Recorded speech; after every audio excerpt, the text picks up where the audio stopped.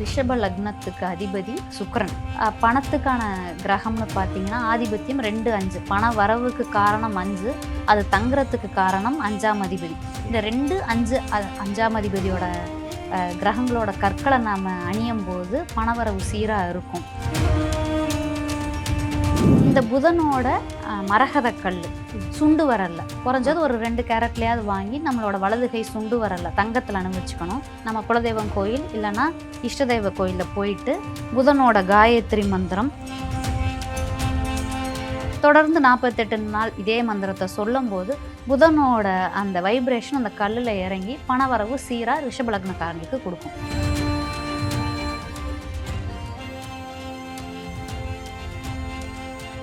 ரிஷப லக்னம், ரிஷப ராசி நேயர்கள் மேம்.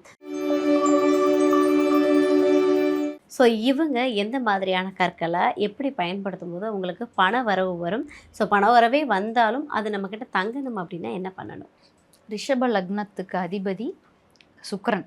இந்த சுக்கிரனை வலுப்படுத்துறது மூலமாகவும் தனத்தை நம்ம வந்துட்டு சீராக வச்சுக்கலாம். ஆனால் பொதுவாக பணத்துக்கான கிரகம்னு பார்த்தீங்கன்னா ஆதிபத்தியம் 2 5. பண வரவுக்கு காரணம் 5, அது தங்குறதுக்கு காரணம் 5ஆம் அதிபதி.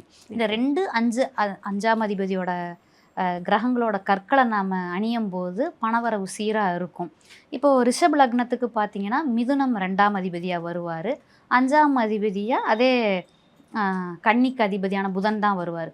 அப்போ ரிஷப லக்னத்துக்கு 2 5 கூடையவராக புதன் வராரு. இந்த புதனோட மரகத கல் சுண்டு வரல, குறைஞ்சது ஒரு 2 கேரட்லையாவது வாங்கி நம்மளோட வலது கை சுண்டு வரல தங்கத்தில் அனுபவிச்சுக்கணும்.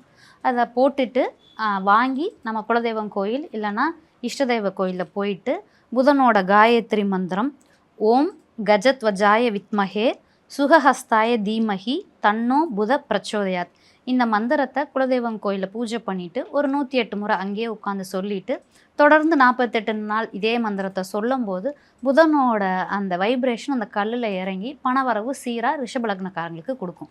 Okay, super. ஸோ இதில் பண்ணக்கூடாத தவறுன்னு ஒன்று இருக்கும் இல்லையா? ஏன்னா இப்போ நிறைய பேர் என்ன பண்ணுவாங்கன்னா, நான் சொன்ன மாதிரி இப்போ வாங்கின உடனே ஏதோ ஒரு கற்கள் நம்ம போடுறோம் அப்படின்னு சொல்லிட்டு போட்டுருவாங்க. நிறைய பேர் ரோட்டு கடையில் கிடைக்கிறது வாங்குவாங்க, ரொம்ப சீப்பாக கிடைக்குதுன்னு சொல்லி வாங்கி போடுவாங்க. அப்படி அதை வாங்கி போடும்போது அதுக்கான பவர் வந்து இருக்குமா மேம்? முன்னாடி இந்த பிரச்சனையெல்லாம் இருந்தது. பட் இப்போ ஆத்தென்டிகேட்டட் ஜெம்ஸ்டோன் ஸ்டோர்ஸும் வந்துருச்சு. அப்புறம் கார்ப்பரேட் ஜுவல்லரி ஸ்டோர்ஸ்லேயுமே வந்துட்டு நமக்கு லேப் சர்டிஃபிகேட் ஸ்டோன்ஸே கிடச்சிடுது. அதனால் முன்னாடி இருக்கிற மாதிரி பிரச்சனை கிடையாது. நம்ம ரோட் சைடு கடையில் வாங்கினா அது கண்ணாடி கல் தான். நாம் வந்துட்டு ப்ராப்பராக அந்த ஜெம் ஸ்டோன்ஸ் இருக்கிற கடைகளில் போயிட்டு நாம் வாங்கும்போது இந்த பிரச்சனைகள்லாம் முன்னாடி மாதிரி கிடையாது. நம்ம ஜெம்மாலஜிஸ்ட்டு சொல்கிற கல்லை மட்டும் அங்கே போய் வாங்கிட்டு நம்ம அதை அதுக்கப்புறம் மோதிரமாக செஞ்சு நம்ம குலதெய்வம் கோயிலில் வச்சு வழிபடும் போது அந்த நெகட்டிவ் எனர்ஜியெல்லாம் அதை ரெக்டிஃபை பண்ணி கொடுத்துடும். ஆனால் நம்ம ரோட் சைடு கடையில் வாங்கிட்டு ஒன்றும் நடக்கலன்னு நம்ம சொல்லக்கூடாது. ரோட் சைடு கடையில் அது கண்ணாடி தான். அது வந்துட்டு not a original gemstone. Okay, so rectify பண்ணிவிட்டு ப்ராப்பராக வாங்கி போடும்போது அதுக்கான பலன் முழுமையாக கிடைக்கும் இல்லையா? கண்டிப்பாக. ரிஷப ராசி, ரிஷப லக்ன நேயர்களுக்கு பண வரவுக்கு என்ன மாதிரியான கற்கள் பயன்படுத்தலாம், அதை எப்படி முறையாக உருவேற்றலாம் அப்படின்னு சொல்லிட்டு ரொம்ப அழகாக நம்ம நேர்களுக்காக கொடுத்துருக்கீங்க. சூப்பர்மா மேம். இன்றைக்கி மனுஷனுக்கு தேவை அப்படின்னு சொன்னாலே, முக்கியமான தேவை அப்படின்னாலே பணம் தான். ஆனால் நிறைய பேருக்கு அவங்களுடைய ஹாப்பினஸ் எங்கேயோ ஸ்பாயில் ஆகுது அப்படின்னா அவங்க கையில் பணம் இல்லாதப்போ மட்டும்தான். ஸோ அப்படி இருக்கும்போது 12 ராசி நேயர்களுக்கும் 12 லக்னத்துக்குமே, ஸோ ராசி லக்னம், ஸோ 12 பேருக்குமே வந்து எந்த கற்கள் பயன்படுத்தினா அவங்களுக்கு வந்து பணவரவு இருக்கும், மகாலட்சுமி வீட்டில் வாசம் பண்ணுவாங்க அப்படின்றத பற்றி தான் இந்த நேர்காணலில் நம்ம பார்க்க போகிறோம். ஸோ ஃபஸ்ட்டு வந்து இந்த கற்கள் இருக்கு இல்லையா, கற்களை பற்றி நம்ம நேயர்களுக்காக, இந்த கற்கள் போடுறதுனால உண்மையாகவே நிறைய விஷயங்கள் நடக்குதா, இல்லை அது ஒரு மாயை தான் அப்படின்ற பார்வையும் நிறைய பேருக்கு இருக்குது. ஸோ இது பற்றி உங்களுடைய கருத்து? ஒவ்வொரு கிரகங்களுக்குமே வந்துட்டு ஒவ்வொரு கல் உண்டு. ஒவ்வொரு கிரகத்துக்கும் ஒரு நிறம் உண்டு, திசை உண்டு, தானியங்கள் உண்டு, கடவுள் உண்டு. அதே மாதிரி கிரகங்களுக்கும் கற்கள் உண்டு. இந்த கற்கள் எப்படி வேலை செய்யும் பார்த்தீங்கன்னா, பிரபஞ்சத்திலேருந்து சக்திகளை வாங்கி, எப்படி தானியம் சக்திகளை வாங்குதோ, நம்ம இப்போ வேணும்னா, இப்போ நமக்கு செவ்வாய்க்குரிய கிரகம் இது வேணும் அப்படின்னா அந்த தானியத்தை நம்ம உள்ளே வச்சுக்கலாம். செவ்வாயை நம்ம வலுப்படுத்தணும்னு நினைக்கிறோம்னா செவ்வாய்க்குரிய துவரம் பருப்பை நம்ம பத்திரமா எடுத்து நம்ம இது உள்ளே வச்சுக்கலாம். ஆனால் அது மோல்ட் ஆகிடும். ஸோ அதோட வலிமை இது கொஞ்சம் கொஞ்சமாக குறைஞ்சிட்டு போயிடும். ஆனால் எக்ஸ்போஸ்டாகவும் நம்ம வச்சுருக்க மாட்டோம். ஒரு பர்ஸில் வேலெட்டில் வச்சுருப்போம். அதுக்கு பதிலாக நம்ம இப்போ கற்களை நம்ம யூஸ் பண்ணும்போது அது என்ன பண்ணணும்னா பிரபஞ்சத்துலேருந்து ஆகர்ஷண சக்திகளை வாங்கி நம்ம உடம்போது அதை டச் பண்ணிகிட்டே இருக்கும். நம்ம போடுறது ஓப்பன் செட்டிங் மோதிரமாக போடுவோம். இப்போ உடம்புல டச் பண்ணிகிட்டே இருக்கும்போது அது நம்ம பிரபஞ்சத்தில் வாங்குகிற சக்தியை நம்ம உடம்புல கொடுத்துட்டு நம்மளை ஒரு சீராக இயங்க வைக்கும். இப்படி தான் வந்துட்டு கற்கள் வந்துட்டு நம்மளை இயங்க வைக்கும், வேலை செய்ய வைக்கும். Okay, super.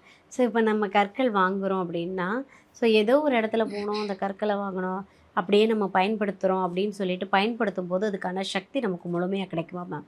எதுவுமே அந்தந்த முறையில் செய்யும் போது தான் வந்துட்டு வேலை செய்யும். அதே மாதிரி தான் இந்த கற்கள் அப்படியே வாங்கும்போது அதில் தோஷம் இருக்கலாம், நிறையா பேர் கைப்பட்டு வந்திருக்கலாம், நெகட்டிவ் எனர்ஜி இருக்கலாம், பாசிட்டிவ் எனர்ஜி இருக்கலாம், எப்படி வேணாலும் இருக்கலாம். ஸோ அதை ஃபஸ்ட்டு நம்ம நியூட்ரல் பண்ணிவிட்டு அதுக்கப்புறம் அதை பாசிட்டிவாக மாற்றி அதுக்கப்புறம் தான் நம்ம போட முடியும். இப்போ அது ஒருத்தர் செய்கிறாரு, ஒரு பொற்கொலர் செய்கிறாரு, அந்த மோதிரத்தை பிடிங்கும்போது அவர் எந்த மனநிலையில் செய்கிறாருன்னு தெரியாது. ஸோ அந்த வைப்ரேஷன்ஸும் அதுக்குள்ளே இருக்கும். எல்லாமே வைப்ரேஷன்ஸ் ஆறாதான். ஸோ அந்த வைப்ரேஷன்ஸும் இருக்கும். அதனால் நம்ம ஒரு மோதிரம் வாங்குகிறோம், ஒரு ராசிக்கல் மோதிரம் வாங்குகிறோன்னா நம்ம குலதெய்வ கோயில் இல்லை இஷ்டதெய்வ கோயில் எது நமக்கு வந்துட்டு அக்சசபிளாக இருக்குதோ அங்கே போயிட்டு அந்த நம்ம சொல்கிற ஹோரையில், அந்த கற்களுக்குன்னு ஒரு ஹோரை இருக்குது, அந்த ஹோரையில் போய் அந்த கோயிலில் பூஜை பண்ணிவிட்டு அதுக்கப்புறம் ஒவ்வொரு கிரகங்களுக்கும் ஒரு காயத்ரி மந்திரம் இருக்குது. அந்த காயத்ரி மந்திரத்தை ஸ்ரத்தையாக ஒரு 48 நாள் ஒரு 108 தடவை சொல்லும்போது அதில் உருவேற்றமாகும். அந்த பாசிட்டிவ் எனர்ஜி இல்லை அந்த பர்டிகுலர் கிரகத்துக்கான வைப்ரேஷன் அதில் இறங்கும். இப்படி இது இறங்கும்போது நமக்கு என்ன தேவையோ அதை டியூன் பண்ணி கொடுக்கும் அந்த கல். ஓகே. ஸோ நம்ம என்ன நினைக்கிறோமோ அது நடக்கும் அப்படின்னு ஒரு விஷயம் இருக்குது. ஆனால் நம்ம நினைக்கிறது வந்து எப்படி சொல்கிறது, நம்ம நம்பணும் ஃபஸ்ட்டு இல்லையா? ஸோ அந்த ஒரு விஷயம் தான் நீங்கள் சொல்கிறதுலேருந்து நான் எடுத்துக்கக்கூடிய விஷயம். எது ஒன்றுமே வந்து முழுமையாக நம்பி பண்ணும்போது அது கண்டிப்பாக 100% நமக்கு கை கொடுக்கும்.